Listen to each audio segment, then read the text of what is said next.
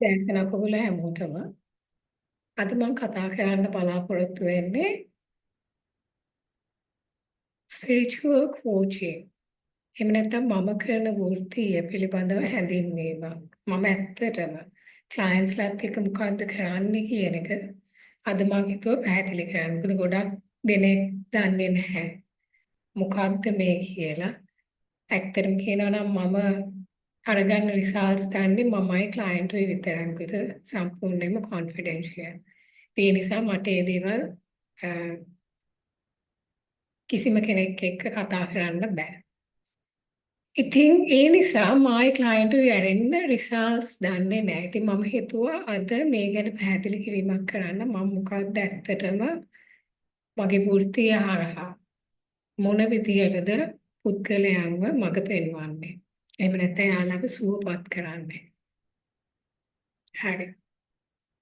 ඇත්තටම සාරාංශයක් විදියට මම කිව්වොත් මම මොකද්ද කරන්නේ කියලා අපි හැම කෙනෙක්ටම තියෙනවා ඉන්ටුයිෂන් එකක්. එහෙම නැත්නම් අපි කියමු higher self එකක්.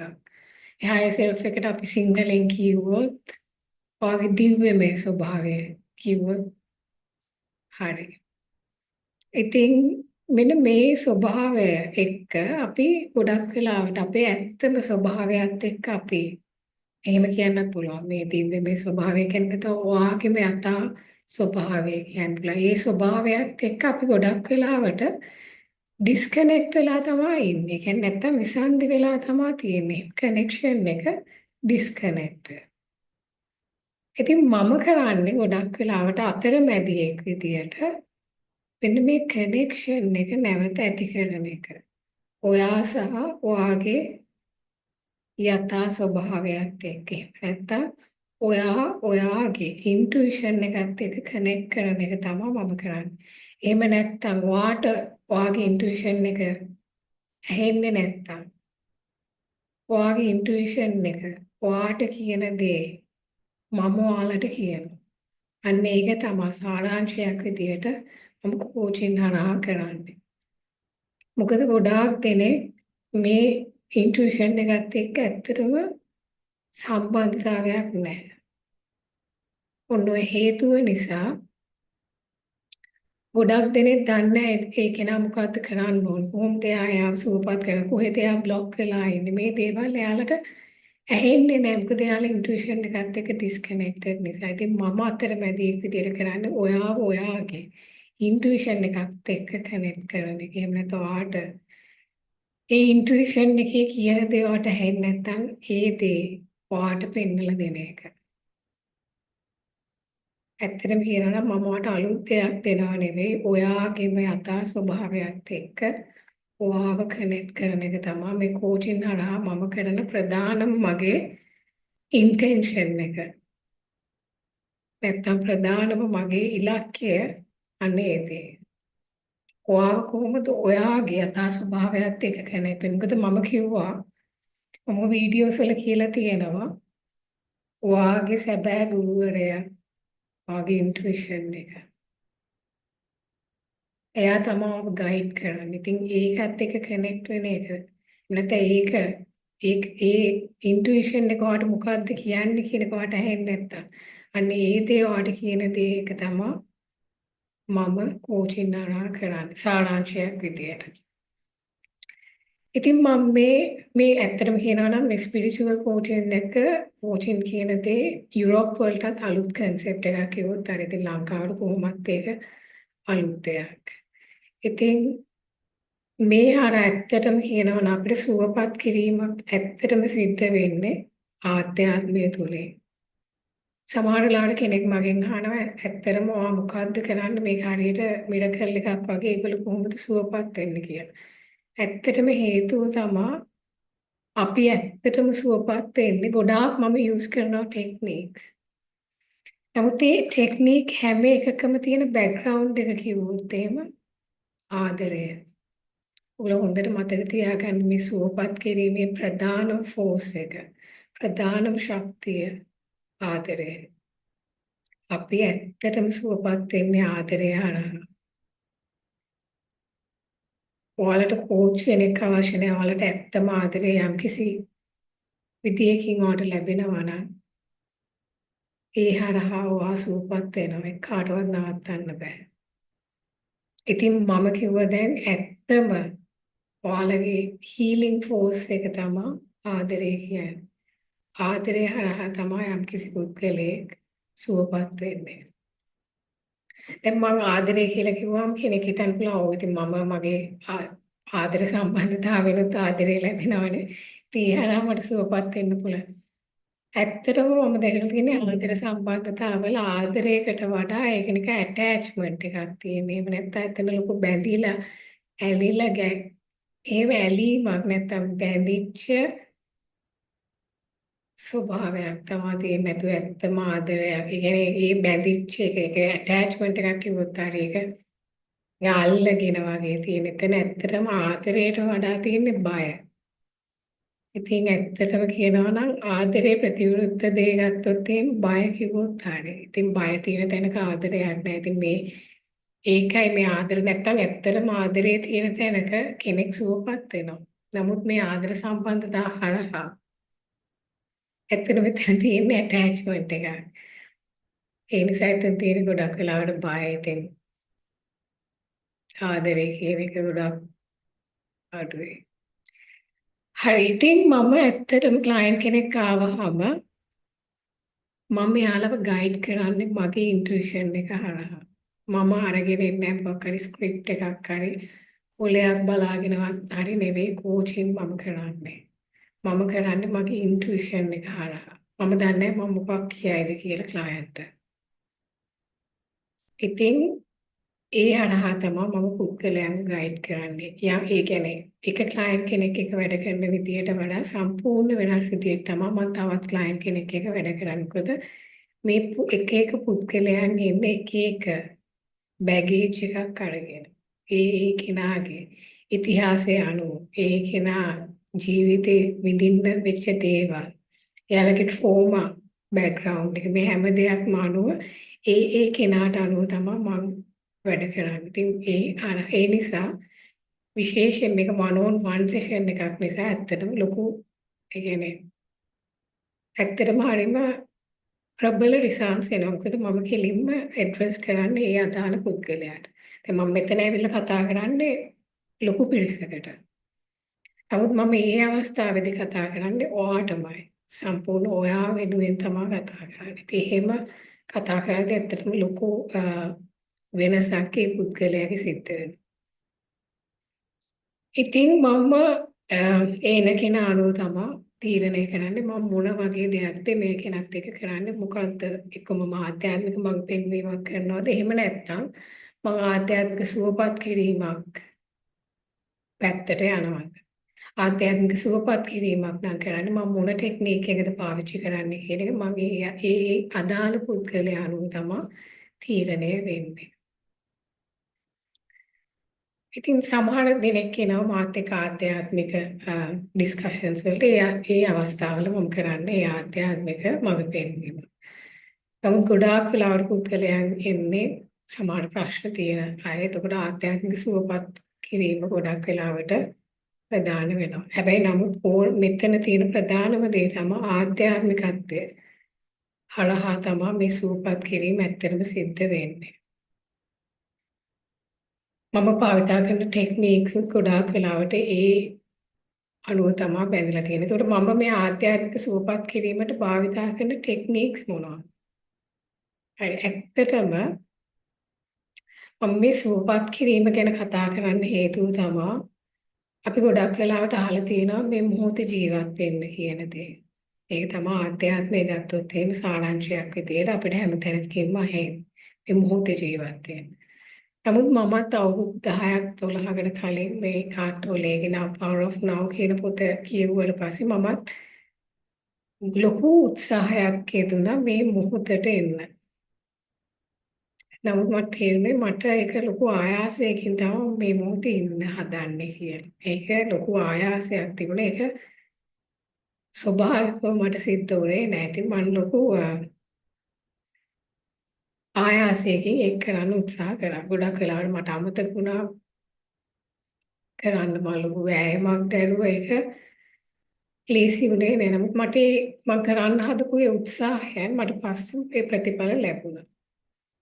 ඉතින් ඒ වගේ මේ ප්‍රැක්ටිස් කරද්දි මට ලොකු සහනයක් ලැබුණා ඒ මොහොතවල් වලට. නමුත් මට තේරුණා මගේ මනස නිරන්තරයෙන් අතීතයට යනවා අනාගතයට යනවා අතීතයට යනවා අනාගතයට මේ විදිහට තමයි සිද්ධ වෙන්නේ. ඉතින් මට තේරුණේ මගේ අතීතයේ unfinished business එහෙම නැත්නම් කොහොමද ඒකට කියන්නේ? මම සම්පූර්ණ කරපු නැති දේවල් මගේ අතීතයේ තිබුණා. ඒ කියන්නේ සමහර වෙලාවට මට යම්කිසි ට්‍රෝමා එකක් ඇති වුණා. ඒ කියන්නේ යම්කිසි දුකක් සිද්ධ වෙන දෙයක් මගේ ජීවිතේ සිද්ධ වුණා. නමුත් මම ඒ පිළිබඳව සම්පූර්ණයෙන් ඒක ඉවරයක් වෙන්න. ඒ දුක මගෙන් නිදහස් වෙලා නැහැ. ඒ දුක බාගෙට තමයි මම නිදහස් කරලා තියෙන්නේ. එහෙම නැත්නම් ඒ දුක සම්පූර්ණයෙන් යටපත් වෙලා තියෙන්නේ. ඉතින් මෙන්න මේ දේවල් නිසා මට තේරුණා මට ඇත්තටම මේ මොහොතේ ජීවත් වෙන්න හරි අමාරුයි නේ. ඊට පස්සේ මට තේරුණා මම මාව සුවපත් කිරීමේ ජර්නි එකක ක්‍රියාවලියක නිරත වුණා. ඉතින් මේ අවුරුදු ගාණක් තිස්සේ මම මාව සුවපත් කිරීමේ කාර්යයක නිරත වෙලා හිටියා. ඒ හරහා මම ගොඩාක් දේවල් ඉගෙන ගත්තා. එක දේවල් වලින් කියන්නේ සයිකොලොජි වෙන්න පුළුවන්, එක බයෝ එනර්ජෙටික්ස් වෙන්න පුළුවන්, එක භාවනාව හරහා වෙන්න පුළුවන්, එක contemplation වෙන්න පුළුවන්, එක shadow work වෙන්න පුළුවන්, එක chakra healing වෙන්න පුළුවන්. මෙන්න මේ විදිහට මම ටෙක්නික්ස් භාවිත කරලා මම මාව සුවපත් කිරීමේ කාර්යයක නිරත වෙලා හිටියා. ඉතින් මේ දේවල් කරද්දී ඇත්තට මට තිබුණ නැහැ ඉන්ටෙන්ෂන් එකක් මම මේ දේවල් කරන්නේ තව අනිත් අයව සුවපත් කරන්නේ නැහැ. මම කරේ ඇත්තට මාව සුවපත් කරගන්න. මම මේ දේවල් ඉගෙන ගන්න. මම හිතලවත් තිබුණේ නැහැ මම මේ දේවල් අනිත් අයට කියා දෙයි කියලා. ඒක ගොඩක් පස්සේ සිද්ධ වෙච්ච දෙයක්. ඉතින් මෙන්න මේ දේවල් ඇත්තට මගේ ජීවිතේ සම්පූර්ණ පෙරලියක් ඇති කරා. ඔය ටෙක්නික්ස් භාවිතා කිරීම තුළින් මම ඇත්තට මගේ ආධ්‍යාත්මික අවදිවීම සඳහා ලොකු උපකාරයක් මම මාව සුවපත් කර ගැනීමෙන් සිද්ධ වුණා. ඉතින් මේ දේවල් ලොකු උපකාරයක් මට වුණ නිසා අවසානයේ මම මේ දේවල් අනිත් අයට කියා දෙන්න පෙළඹුණා. ඇත්තටම මුලින්ම මම කරේ මාව සුවපත් කර ගැනීම. මාව සුවපත් කරගෙන අතරතුර මම දැක්කේ ලොකු මගේ ජීවිතේ සම්පූර්ණ වෙනසකට මේ ටෙක්නික්ස් හරහා ලොකු වෙනසක් ජීවිතේ සම්පූර්ණ උඩයට මාරු වීමක් විදියට මම දැක්කයි හැම. සම්පූර්ණ මම කියන්නේ මට තේරුම් ගත්ත ඊයේ ඉන්න මම නෙවෙයි ආදිච්චට ලොකු වෙනසක් සිද්ධ වෙන්න ගත්ත මගේ ජීවිතේ මේ දේවල් භාවිතා කිරීම තුළින්. ඉතින් මට පස්සේ තමයි මම මේ දේවල් අනිත් අයට කියා දෙන්න. මොකද මේ දේවල් මට ලොකු උපකාරයක් වුණා. ඊට පස්සේ මම මේ දේවල් අනිත් අයට කියා දුන්නා. අනිත් මගේ ක්ලයන්ට්ස්ලාත් ඒ වගේම ලොකු රිසල්ට් එකක් ඒ දේවල් වලින් හරහා යලා ලැබුණා. ඉතින් මම හිතුවා හරි එහෙනම් මම මේක දිගටම කරගෙන යනවා කියලා. අන්න ඒ විදිහට තමයි මේ දේ සිද්ධ වුනේ. ඒතකොට මම භාවිතා කරන ටෙක්නික්ස් අතරේ තියෙනවා limiting beliefs අපේ උච්ච සීමාකාරී විශ්වාසයන්ක. නැත්නම් අපේ මේ software එක රන් වෙන්න අපේ මනස කියන මේ software එක රන් වෙන්නේ ගොඩාක් විශ්වාස හරහා. ඉතින් මේ විශ්වාසات එක්ක මම කටයුතු කරනවා මගේ ක්ලයන්ට්ස්ලාත් එක්ක. ඇත්තට මේ විශ්වාසات එක්ක ඔයාලා වැඩ කරන්න පටන් ගන්නදී ඔයාලට තේරෙයි ඔයාලගේ මුළු ජීවිතේ මුළු ලෝකෙම වෙනස් වෙනවා කියලා. මොකද ඔයාලා මේ එළියේ ලෝකයක් දකිනවා නෙවෙයි ඔයාලගේම ඇතුළ තමයි ඔයාලා එළියෙන් දකින්නේ. ඉතින් මේ ඔයාලගේ මේ ඇතුළේ තියෙන විශ්වාස ටික වෙනස් වෙද්දී ඔයාලගේ ලෝකෙම වෙනස් වෙනවා. ඒ අනුව මම වැඩ කරනවා. මම නිකන් පොඩි හැඳින්වීමක් දෙන්නම්. මම භාවිත ටෙක්නික්ස් තියෙනවා. මම දන්නේ ටෙක්නික්ස් ලොකු ගාණක් මම භාවිතා කරනවා. ලොකු ප්‍රමාණයක් කියන්නේ විශාල ප්‍රමාණයක්. ඇත්තට මේකේ ඒ අදාළ පුද්ගලයා අනුව තීරණය වෙන්නේ. මම තීරණය කළා නෙවෙයි ඉන්නේ. මම මේ ඉන්ටුයිෂන් එක හරහා තමයි කියන්නේ මම මාත් එක්ක කෙනෙක් වෙලා මේ කෙනාට අදාළ දේ මම ලබා දෙන්න කටයුතු කරනවා. ඉතින් මම භාවිතා කරන යම් කිසි ටෙක්නික්ස් කිහිපයක් මම මෙතන සඳහන් කරන්න කැමති. එක limiting beliefs එහෙම නැත්නම් අපේ සීමාකාරී විශ්වාසයන්ගෙන් නිදහස් වෙන්න කොහොමද කියන එක. ඊළඟ කාරණාව තමයි මේක ඇත්තටම ලොකු වැදගත්කමක් තියෙනවා මගේ ජීවිතේ සම්පූර්ණ වෙනසකට පෙරලියකට පත් වුණා. මම හිතන්නේ මට ආධ්‍යාත්මික අවදිවීමක් ඇත්තටම මේ වගේ අත්දැකීමක් ලැබෙන්න ලොකු උපකාරයක් වෙච්ච ටෙක්නික් එකක් තමයි limiting belief එහෙම නැත්නම් සීමාකාරී විශ්වාසයන් එක මම කටයුතු කරපු එක. ඊළඟ එක තමයි අපි ගත්තොත් බයෝ එනර්ජෙටික්ස්. ඒ කියන්නේ අපේ බොඩි වර්ක් අපේ ශරීරයත් එක්ක ශරීරයේ ඇතුළත තියෙනවා අපේ හැඟීම් හිර වෙලා. එක ස්ථානවල එක්ක මේ ජෝ එකේ එක්ක මෙන්න මෙතන මේ යට කොටසේ ඉතින් ඔය විදිහට එක ස්ථානවල අපේ මේ හැඟීම් හිර වෙලා තියෙනවා. ඉතින් මේ හැඟීම් හිර වෙච්ච හැඟීම් එළියට අරගන්න මම මගේ ක්ලයන්ට්ස්ලාත් එක්ක බොඩි වර්ක් එහෙම නැත්නම් ශරීරයත් එක්ක කරන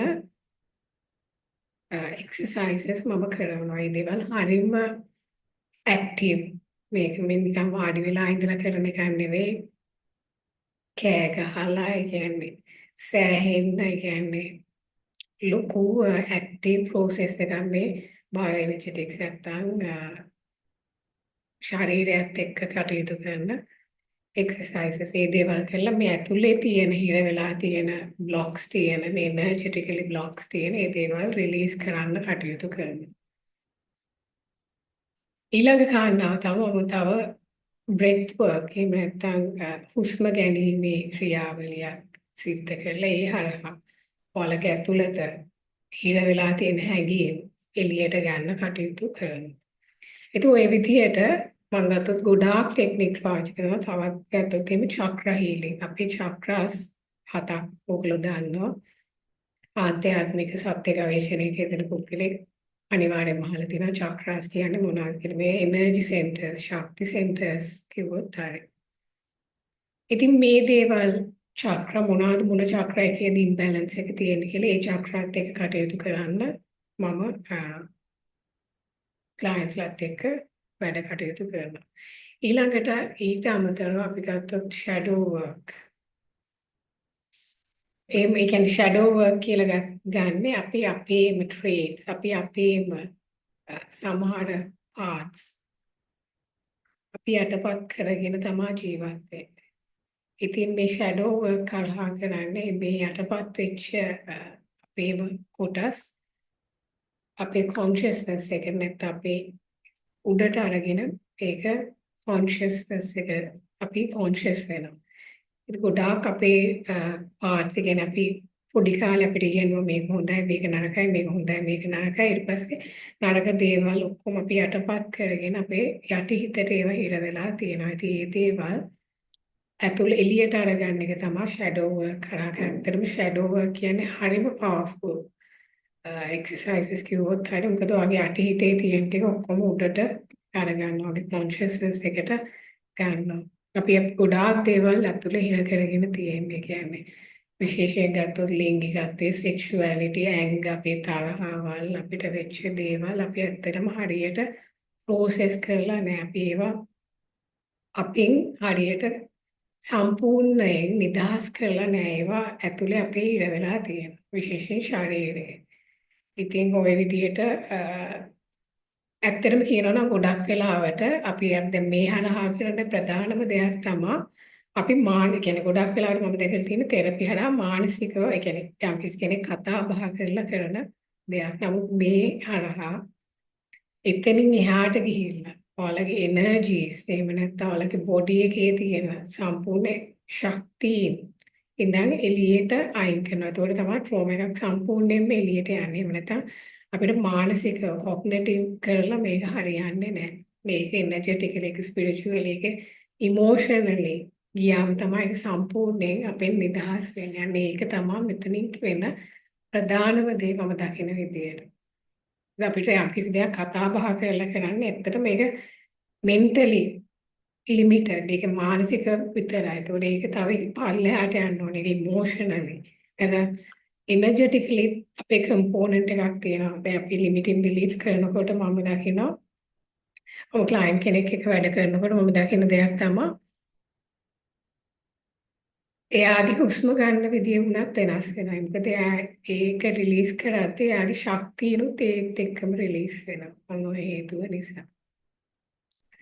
ඉතින් ඒක එහෙම තමයි වෙන්නේ. එතකොට chakra healing, shadow work, breath work, forgiveness exercise සමහර වෙලාවට අපි ඇත්තටම ඔය යම් කිසි පුද්ගලයන් එක්ක අපිට තියෙන තරහවල් නිසා අපි ඒගොල්ලන්ට සමාව නොදී ඉන්න නිසා අපි ඒ වගේ හිර වෙලා ඉන්නේ. අපි ඒ පුද්ගලයන් එක්ක ඒ දේවල් නිසා අපි හිර වෙලා ඉන්නේ. ඉතින් ඒ නිසා ඒ දේවල් වලට සමාව දීලා ඒ අදාළ පුද්ගලයන්ට සමාව දෙන ටෙක්නික්ස් මොන විදියට මම එක එක ටෙක්නික්ස් භාවිතා කරනවා. ගොඩක් වෙලාවට මේ සමාව දෙන ටෙක්නික් එක මම භාවිතා කරන්න ප්‍රධාන වශයෙන් ගොඩක් වෙලාවට ගන්න අම්මා තාත්තා කියන ඒ දෙන්නට සමහර වෙලාවට. සමහර වෙලාවට කෙනෙක් රෙඩි වෙලා ඉන්නේ නැති වෙන්න පුළුවන් ඒගොල්ලන්ට සමාව දෙන්න. මොකද වෙච්ච දේවල් අනුව. ඉතින් කොහොම හරි ඒකේන අනුව තීරණය වෙනවා මොන ටෙක්නික්ස් මම භාවිතා කරන්න කියලා. ඒ කෙනා මත තමයි ඩිපෙන්ඩ් වෙන්නේ.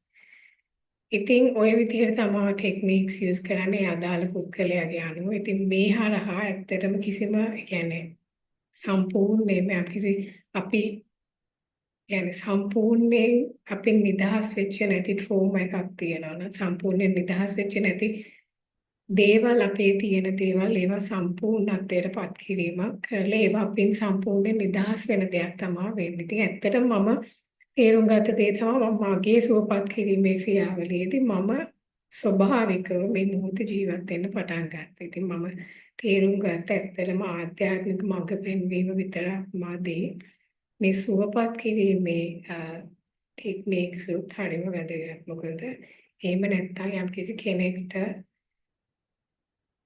මේ දේ ස්වභාවිකව කරන දේ හරිම අමාරුයි. මොකද අපේ unfinished business අපේ unconscious mind එක ලේසියෙන් අතාරින්නේ නැහැ. ඒ දේවල් කොහොම හරි එළියට එන්න තමයි බලාගෙන ඉන්නේ. ඒකයි මම සමහරවිට දකින්නේ පුද්ගලයන් හරියට ගිනි කඳු ඇතුලේ තියාගෙන ඉන්නවා වගේ. කියන්නේ මේ දේවල් එළියට එන්න බලාගෙන ඉන්නේ. මොකද මේ හැම දෙයක්ම බලාගෙන ඉන්නේ ඒක කොයි වෙලේද සුවපත් වෙන්නේ කියලා. ඉතින් ඒ නිසා අපේ වගකීමක් තියෙනවා ඒ දේවල් අපි සුවපත් කරලා අපිට තෑග්ග ලබා දෙන්න.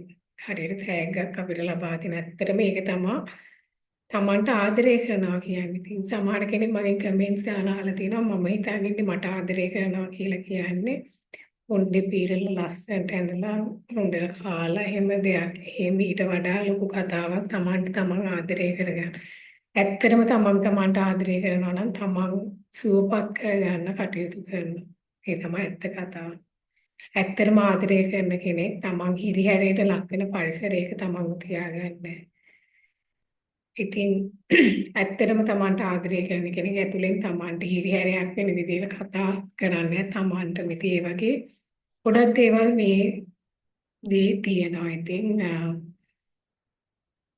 ඉතින් මේ දේවල් තමයි මම මේ කෝචින් හරහා පුද්ගලයන්ට ලබා දෙන්නේ. ඇත්තට මේක one on one කියන එක පුද්ගලයෙක් සඳහා වෙන නිසා හරිම ප්‍රබලයි. මොකද ඒකේ පුද්ගලයාට තමයි මම කතා කරන්නේ. මොකද මෙතන කතා කරන්නේ ලොකු පිරිසකට, එතන කතා කරන්නේ එක පුද්ගලයෙක්ට. ඉතින් ඒ නිසා සෑහෙන රිසල්ට්ස් හරිම ෆාස්ට් සිද්ධ වෙනවා. ඉතින් කෙනෙක් මම ළඟට එන්න පුළුවන් අවුරුදු 30 40 50 කන්ඩිෂනින් එකක් දාලාගෙන. ඉතින් ඒක පාට කෙනෙක්ගේ දේවල් වෙනස් වෙන්නේ නැහැ. ඒ නිසා තමයි ඔයාලා ඇති මගේ ක්ලයන්ට්ස්ලා ගොඩක් වෙලාවට අවුරුදු 2 3 මාත් එක්ක ඉන්න හේතුව තමයි මොකද මේ දේවල් ඒ කන්ඩිෂනින් ටික තමයි ඒගොල්ලෝගෙන් වෙනස් වෙන්න පටන් ගන්න. මේවා ඔක්කොම පුරුදු රටාවල්. ඒවා මේක පාට වෙනස් වෙන්නේ නැහැ. ඒකට කාලයක් යනවා. ඒ විදිහට තමයි මොකද මේ මැජික් නෙවෙයිනේ. ඒකට ඉතින් කාලයක් යනවා. ඒක ඔය වගේ තමයි මේ කෝචින් වලින් පුද්ගලයන් සුවපත් වෙන්නේ පුද්ගලයන්ට ආධ්‍යාත්මික මඟ පෙන්වීම ලැබෙන්නේ. ඉතින් මම හැම තැනදීම ඒගොල්ලොන්ට මේ යථා ස්වභාවය පෙන්වලා දෙන්න කටයුතු කරනවා. ඒ වගේම සමහර කෙනෙක් මල් ළඟට එනවා. ඒගොල්ලෝ එන්නේ ඇත්තටම ආධ්‍යාත්මික මඟ පෙන්වීමකට පමණයි. ඉතින් ඒ වගේ කෙනෙක්ට ඒ කියන්නේ ඒගොල්ලන්ට මේ මානසික ප්‍රශ්න ලොකුවට නැහැ. ඉතින් ඒ වගේ කෙනෙක් මම සම්පූර්ණයෙන් ඒ ආධ්‍යාත්මික මඟ පෙන්වීම හරහා කොහොමද මම භාවිතා කරපු ටෙක්නික්ස් තියෙන. ඇත්තට මම මේ ළඟදී කෝස් එකක් නිර්මාණය කරා. ඒ කියන්නේ ඉංග්‍රීසි භාෂාවෙන් මම ආධ්‍යාත්මික අවදිවීම සඳහා මම භාවිතා කරන ප්‍රබලතම ටෙක්නික්ස් කියලා. ඉතින් ඒක මම ඉස්සරහට රිලීස් කරනවා ඒ කෝස් එක. ඉතින් යම්කිසි කෙනෙක්ට කියුරියෝසිටි එකක් එහෙම නැත්නම් කුතුහලයක් තියෙනවා නම් මම මොනවද භාවිත කරපු ටෙක්නික්ස් කියලා මම මේ හරහා හැම ටෙක්නික් එකක් ගැනම මම පැහැදිලි කරනවා. සමහර ටෙක්නික්ස් මම කියා දෙනවා කොහොමද ඔයගොල්ලන්ට කරන්න පුළුවන් කියලා. ඉතින් ඔය විදියට තමා කරන්නේ. ඉතින් ආධ්‍යාත්මික මඟ පෙන්වීමක් විතරක්වත් ආධ්‍යාත්මික සූපත් කිරීමක් විතරක් වෙන්නේ. ඇත්තටම මේ දෙකම එකට කම්බයින් කරලා තමා කරන්නේ. ඇත්තටම කියනවා නම් ආධ්‍යාත්මය සයිකොලොජි නැත්නම් මනෝවිද්‍යාව මේ දෙකම එකට ආපු සංකලනයක් කිව්වොත් හරියි. ඇත්තටම කියනවා නම් සාරාංශයක් විදිහට කිව්වොත් මම කලිනුත් මතක් කරා විදිහට අපි ඇත්තටම ජීවිතේ සුවපත් වෙන්නේ ආදරය හරහා. ඉතින් ඒක ඔයාලා මේ කෝචින් හරහා වෙන්න පුළුවන්. ඒක යම්කිසි ඇත්තම ආදරේ තියෙන තැනක ඒ පුද්ගලයා සුවපත් වෙනවා. ඒ නිසා තමයි අපි ඇත්තටම ආදරෙන් අපිට කතා කරන යාළුවෙක් එක්ක අපේ ප්‍රශ්නයක් තිබුත් අපි අඬනවා කියන්නේ අපි ඒක සුවපත් වෙනවා. එතනින් අපෙන් නිදහස් වෙනවා. ඉතින් ආදරය තමයි ඇත්තටම සුවපත් කරන්නේ. ටෙක්නික්ස් ගොඩක් භාවිතා කරන්න පුළුවන්. මමත් ටෙක්නික්ස් භාවිතා කරනවා. නමුත් ඇත්තට මෙතන ඒ ටෙක්නික්ස් වල ප්‍රධානම දේ අපි අරගත්තොත් ප්‍රධානම කතාව තියෙන්නේ ඇත්තටම ප්‍රධාන තීම් එක ගත්තොත් ඒ හැම එකකම තියෙන පොදු ලක්ෂණය තමයි ආදරය. ඇත්තටම අපි සුවපත් වෙන්නේ ආදරය හරහා. ස්තුතියි.